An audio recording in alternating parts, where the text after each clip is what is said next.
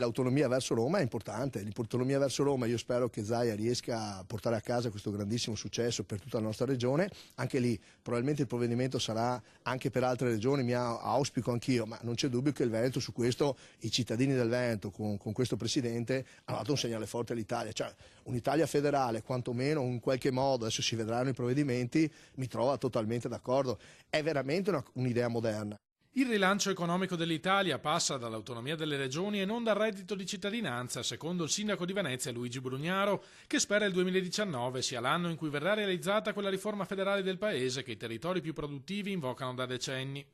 Anche così, sostiene il primo cittadino, si danno le risposte che imprese e lavoratori chiedono da tempo e non con le mance o i sussidi.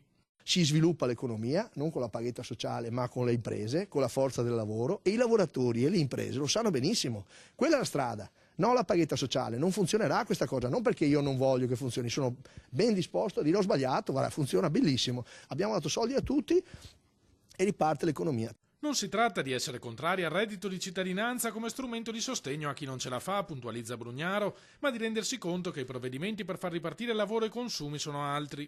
In buona fede penso che stiano facendo un provvedimento che probabilmente in parte serve proprio per le parti più misere del paese che esistono, dimenticate, ma non può essere il provvedimento cardine del rilancio economico. Il rilancio economico, guardate, lo dice l'economia, riparte sulle gambe dei lavoratori, degli artigiani, dei commercianti, delle imprese, dei lavoratori, tutti i lavoratori, anche quelli pubblici.